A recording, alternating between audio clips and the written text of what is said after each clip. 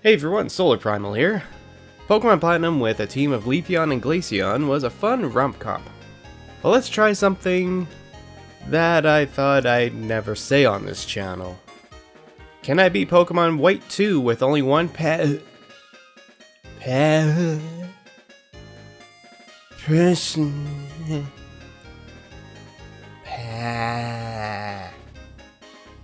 Pansear. That's right.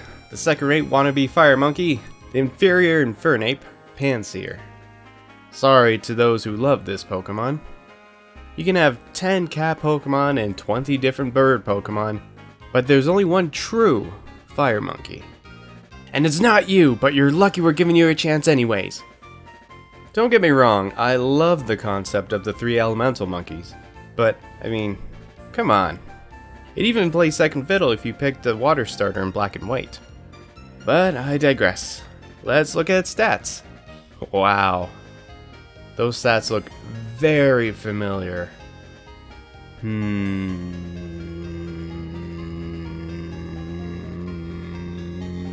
I'll give it this. Pansear has a pretty decent move pool. So I'm optimistic on how things will go. If my Chimchar only run for this game was any indication, the ground gym will be trouble for us, and getting move tutor moves in some TMs will be tough. As always, do keep in mind I'm writing the script as I go through the challenge, so all this is being written before I get started. Comment down below your guesses if I can win or not. As mentioned before, the ground gyms will give us problems, but if Chimchar can do it, well, we shall see. Let's go over the rules. Only Pansear can be used in battle. I can catch other Pokemon and use other Pokemon as required. No glitches or exploits, and no items in battle, with the exception of held items. Okay, ready or not, let's do this. Using the universal randomizer, we swap out Pig for Pansear. We nickname him Chimchar, because that's hilarious. We got the timid nature. Timid will make us faster as well as focus our moveset towards special attack moves. Our first battle against our rival goes pretty well. Though with our attack being lowered, Scratch is weaker than our rival's tackle, so we lay out a couple leers to aid in our scratches to knock out Oshawott. As we traverse, these early levels are rough to get through. Once we get to level 10, it'll be better. Oh, and our second rival battle is up. Oshawott has us on the ropes as we are outclassed, behind by a level, and not fully healed. But we get very lucky with our rival not choosing any damaging moves while we sit at 5 HP. Moving on to Gym Leader Sharon. We underestimate the power of normal type moves and we are knocked out by Lillipup. So we try again with an Oranberry equipped to Chimchar, but we're still knocked out. Gonna need to level grind. At level 16, Chimchar gets a scratch before trying for Yawn. Though that doesn't quite matter since we crit on the next scratch. We go for Yawn on Lillipup, but I forgot it has the Vital Spirit ability, preventing it from falling asleep. Luckily we crit on the next Incinerate as we are hit with Tackle, triggering our Oranberry. The next Incinerate gets Lillipup to red HP and we're hit with another Tackle. Sharon heals Lillipup with a potion, so our next attack isn't enough to finish off our opponent.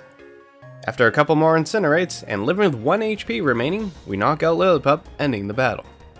That's the first gym badge done and dusted.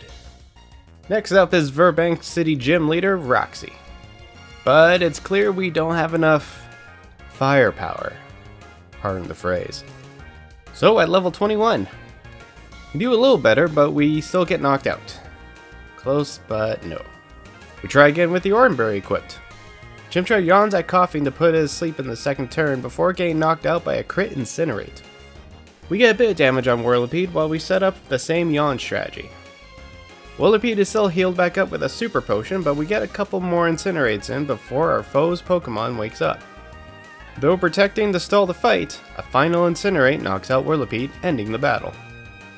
Second gym badge done and dusted. With Team Plasma out of the way, it's time to take on Castelia City Gym Leader Berg. We had picked up leftovers in the Castelia City sewers and equipped it to Chimchar. Though it doesn't seem like we needed it, with only Dweeble being the only one that gets a few hits in, as most of Berg's team is one-shot by Flame Burst. Third gym badge done and dusted. Colress makes his appearance as usual. With his Magnemite surviving the first hit due to Sturdy, and then gets healed back up before going down to 2 attacks. We knock out Clink with a combo of Rock Smash and Flame Burst. Before taking on the Nimbasa City Gym, we teach Chimchar Dig. But now, Gym Leader Elsa's up. We go through a bit of growing pains as we're knocked out twice, but we at least come up with a solid strategy on taking out Flaffy. Knowing that we aren't as fast as Emolga, I choose Yawn on our first move. This causes us to get hit by Volt Switch, but then get Yawn on Flaffy. I also know Flaffy is slower than us, so Chimchar uses Dig to dodge Thunder Wave and Flaffy falls asleep. The returning Dig deals heavy damage to Flaffy as it remains sound asleep. We follow up with a Flame Burst to knock out Flaffy.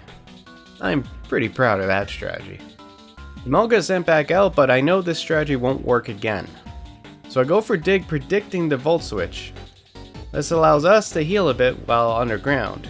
Zebstrika misses Pursuit, we deal damage with Dig, and then heal a bit with Leftovers. Now this is where we run into trouble. Zebstrika is faster, so she will hit before us no matter what. It'll just be a matter of what move it'll use. Pursuit, Flame Charge, or Volt Switch. Us using Dig is a bit risky, since if it uses Volt Switch, Dig will miss Emolga. So I go for the safest bet. Zebstrika uses Flame Charge, increasing its speed, and Chimchar uses Yawn. We just have to survive the next hit of Pursuit before she falls asleep. Elsa then heals Zebstrika back up to full as we dig down. Dig plays out the same way as Zebstrika wakes up and then knocks us out with Volt Switch. So we got a solid strategy for Flaffy, but we need to be able to take hits better. So, back to level grinding. Side note here, it took us to level 37 in the Chimchar only challenge. So that leads me to believe that we'll have a better chance at level 38. But no. And at level 39, we lose to a speed type with Zebstrika. But we try again. Chimchar gets a good hit in with Flame Burst before Emolga swaps out with Volt Switch. Our Dig one-shots Flaffy, but we get paralyzed in the process. So this causes us a few problems with Emolga getting a free hit in with Volt Switch. Zebstrika also gets a few hits in before we land a couple Flame Bursts, forcing Zebstrika to use its Citrus Berry. The paralysis slows us down some more, but we eventually hit with another Flame Burst to knock out Zebstrika. Last up is an injured Emolga. Though we're paralyzed at 34 HP, we survive Volt Switch with 7 HP remaining and use Flame Burst to knock out Emolga, ending the battle. That's our 4th gym badge, done and dusted. Oh boy, not looking forward to the next gym. Case in point, while exploring, Chimchar is knocked out by level 25 Watchhog. Yeah. Arriving at Driftveil City, we take a look at the moves available via Move Tutor. None of them seem too appealing versus what we currently have, except for Low Kick. But I'm gonna hold off for now. As I've explained in previous challenges in White 2, Move Tutors have to be handled more carefully as we only have a limited amount of shards at our fingertips at the moment. Now on to our next challenge, Driftveil City Gym Leader Clay. Howdy. Chimchar uses Flame Burst, but it takes an equal hit by Bulldoze. Then Excadrill outspeeds and knocks us out with Rock Slide. As expected. So we try again at level 47. Flame Burst does more damage, but not enough to knock out Krokorok in one shot. So with a bit of back and forth of Clay healing his Pokemon and a couple more Flame Bursts, we get our HP topped up before knocking out Krokorok. This leaves us in better standing against Excadrill, but we still can't knock it out in one shot and then go down to Bulldoze. So at level 50, here are our stats. We are fast. And despite having a timid nature and EV training, Chimchar's attack is still higher than our special attack. So we're overall a mix attacker. Let's see if we can take on Gym Leader Clay. And at long last, we're able to one-shot Krokorok and Excadrill with Flame Burst. Sandslash is able to tank a Flame Burst, but after a quick heal, is knocked out by the next 2 Flame Bursts, ending the battle. 5th gym badge, done and dusted. With the PWT open to us, we check out what Chimchar's hidden power is. Dragon. Interesting. But we got time to debate that later. It's time to take on Miss Charlton City Gym Leader Skyla. Things are looking good as we one-shot Swoobat with Crunch. But then Swanna lowers our HP and speed with Bubble Beam before knocking us out with a second Bubble Beam. So I'm thinking it's time we use Old Faithful. Quite literally. Return. This should give us a bit more of an edge. And it's a pretty dull edge as we're knocked out after 2 bubble beams once more. We're just not tanky enough. Well, it's a good thing TMs are reusable this generation. This gives us options on different strategies we can try. But even our attract strategy can't keep up. So I guess we'll have to level grind. Back at level 56, while holding the Silk Scarf to boost return. It is still a bit of a struggle, but the boosted return does a lot more damage as the second return knocks out Swanna. And then Skarmory is knocked out after a series of flame bursts, ending the battle. 6th gym badge done and dusted. Leaping right ahead to our rival battle in Undala Town. Unpheasant isn't too much trouble, but Chimchar just can't take hits well at all. Trying again with the Silk Scarf equipped, but even with that, return can't knock out Samurott in 2 shots. We try again level 62, but we fail. I'm getting to the breaking point with this thing. There's a reason why I hate this Pokemon. It isn't just for the lulz. It takes us getting to level 64 to outlast Samurott's Aqua Jets and knock it down. Lastly, Simisage is one shot by Flame Burst. Oh man, this isn't gonna get any better from here on out. On our way to the next gym, we encounter a shiny Pelipper. Neat. Seems to be the only good thing that's happened in this challenge so far. I can tell by this double battle against Team Plasma, our fire move is lacking. But we won't be able to attain a better one until we reach Victory Road, or we grind 10 yellow shards to exchange at Hamilao City. We will see. While training, we level up to 69. Nice. I guess. So let's try to take on Ulpu City gym leader Drayden. We 2-shot Dritagon with return, 2-shot Flygon with return while taking heavy damage from Earth Power. But then Haxorus finishes us off with Dragon Tail. Trying again at level 73, but it plays out no differently. So if HP is the issue, then let's try equipping Leftovers. This helps us to be in better standing as we approach Haxorus. We're able to take the first Dragon Tail, surviving with 11 HP, recovering to 22 HP through Leftovers. And then the next return is just enough to knock out Haxorus, ending the battle. 7th gym badge done and dusted. As Team Plasma's plot freezes our adventure for the moment, I have to feel a bit of dread for what's up ahead. Can we even survive the next gym? Gets this? The final rival battle? Even the Pokemon League? Only one way to find out. Arriving in Hamilao City, we teach Chimchar Heat Wave. Not that it matters for the next gym. Speaking of which, Gym Leader Marlin's up. Looking at a damage calculator, I discovered that Dig would do the most damage out of our current moves. And with the help of Caracasa using Shell Smash, we deal a significant amount of damage, but that also allows Skull to one-shot us down. On our next attempt at level 79, we are still one-shot by a Shell Smash Scald. On one attempt we even tried changing it up, but we still get knocked out in 2 Scalds. I'm gonna keep level grinding, but without a super effective move against Water-type Pokemon, we may be stuck. Now I could learn Low Kick, but with Caracasa's weight, it would do the same amount of damage as Dig, so there's really no point going down that route. So we get a lucky run in at level 84, with Caracasa using Scald instead of Shell Smash on the first turn.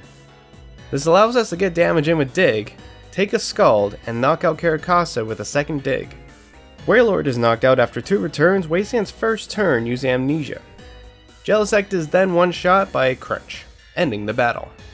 8th and final gym badge done and dusted. I'm thinking the next bit will go by very quickly. That's the hope, at least.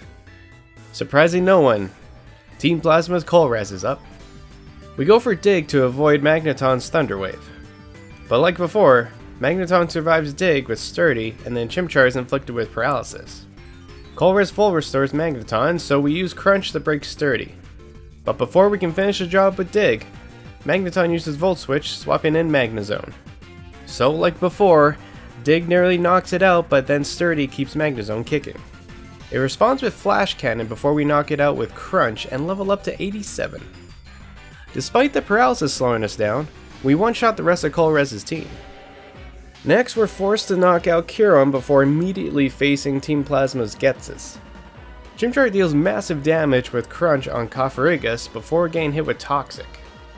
Cofferigus then cheeses us by using Protect, causing us to miss Crunch and taking damage from Poison. The next Crunch knocks it out. Seismitoad goes down to 1/4 HP with Return, but hits with Muddy Water before we are knocked out by the Poison. At level 90, we're still getting knocked out. The Toxic seems to be a problem if we don't manage to knock out Cofferigus on the first turn. So we equip the Peach Berry. This helps get rid of the poison from Toxic, allowing us to face off Seismitoad at full HP. Chimchar and Seismitoad exchange blows before we come up the victor with a second return. Heatwave almost knocks out Drapion in one shot, as we take an Earthquake going down to 10 HP. Getsus uses full restore, so we repeat the process with Heatwave knocking out Drapion on the second hit. But with 10 HP remaining, we don't survive against Hydreigon. Let's try something different. We equip Charcoal to increase the power of Heatwave. The theory is that this will allow us to knock out Cofferigus before it can land Toxic, as well as knock out Drapion before it can deal any damage. So, we get super lucky by critting with Heatwave on Cofferigus and with Return on Seismitoad. Missing the first Heatwave against Drapion, taking Earthquake as a result.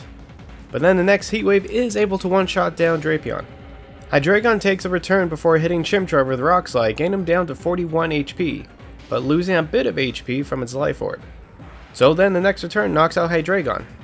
Electros then barely survives Heatwave before knocking us out with Thunderbolt. Ooh boy, we were so close on that one. Sort of. There was still a Toxicroak on the bench, though if we could squeeze a bit more damage out, we should be able to do this. So at level 94, we approach Electros with 32 HP, but we were able to one-shot it down with Heatwave. Last up is Toxicroak, who is knocked out in one shot by Dig. We're nearing the end here, folks. Now, for our final rival battle. Unpheasant is one-shot by Heatwave, Buffaland is one-shot by a crit Heatwave, Samurott goes down to half with the first strike of return and then uses Surf on Chimchar, going down to 43 HP as he recovers to 57 HP with leftovers. But the next return isn't enough to knock out Samurott, and it finishes us off with another Surf. So we try again with the Soul Scarf equipped. But since Buffaland needs 2 shots of Heatwave to go down, Chimchar takes an Earthquake in the process. This leaves us with not enough HP to tank Samurott's Surf. At level 98, we get lucky with a crit return on Samurott, knocking it out in one shot. Last up is Simisage, who is one shot by return, since we missed our last Heatwave. Oh well, that's the battle. So we started from the bottom, now we're here, at the peak of the Pokemon League. Comment down below whether you think we can win this challenge or not.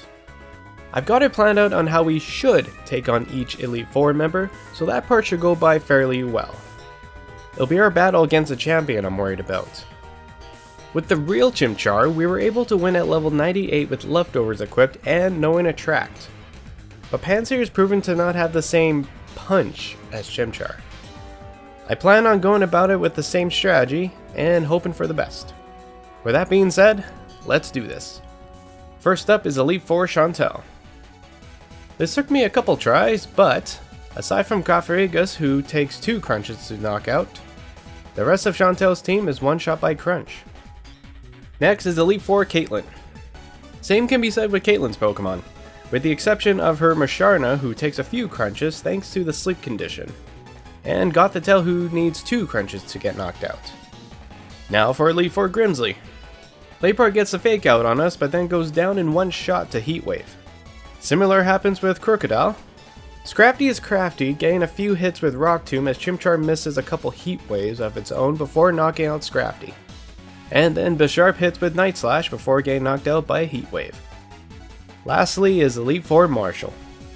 Throw survives the first Heat Wave and uses Bulldoze on Chimchar. Marshall full restores Throw, but then is hit by another Heat Wave and becomes burned as well. Chimchar then uses Return to finish off Throw. This starts a trend as the rest of Marshall's team all take Heat Wave and then Return before going down, with Chimchar leveling up to 99 before ending the battle. As I mentioned before, I'll be taking a page from our previous challenge in Pokemon White2 with only one Chimchar, the original, not the less received sequel. And we'll be teaching Attract, forgetting Dig, and equipping Leftovers. Time to face the Unova champion, Iris. So our strategy is to use Attract on Iris's Pokemon that it can work on, hope to not get hit, restore HP with Leftovers, profit. Hydreigon lands Surf on the first turn, dealing a ton of damage, getting Chimchar down to half HP. But with Attract on our side, Hydreigon is 2-shot by return. We don't need Attract for Aggron, as it is 1-shot by Heat Wave. Haxorus never gets a hit in, allowing us to heal quite a bit and 2-shot it down with return. Because Lapras is part Ice type, Heat Wave actually does more damage than return would and is taken down after 2. Druddigon pushes past Attract to land Dragon Tail twice in a row, though this is a double-edged sword for her as it takes damage each turn from Life Orb, and then is knocked out after 2 returns. Archeops is hit with Crunch, lands a Rock Slide on Chimchar, but then is knocked out by a following Crunch, ending the battle and crowning us the new champion of Unova. Alright. We did it. We managed to beat Pokemon White2 with only one Pansear. It did okay. But I can honestly say I'm happy to be done with this challenge. No more Pansear ever again. Right? Comment down below your suggestions for future challenges. I love getting a chance to try out your ideas when I can. For my next challenge, can I beat Pokemon Heart Gold with only one Aipom? That's right, I'm on a monkey marathon. Leave a like on the video if you liked it, subscribe for more, and ring the bell to be notified whenever a new video goes up. Despite the challenges in these videos, I don't plan on giving up anytime soon. So, until then you guys, this is SolarPrimal signing out, and bye for now.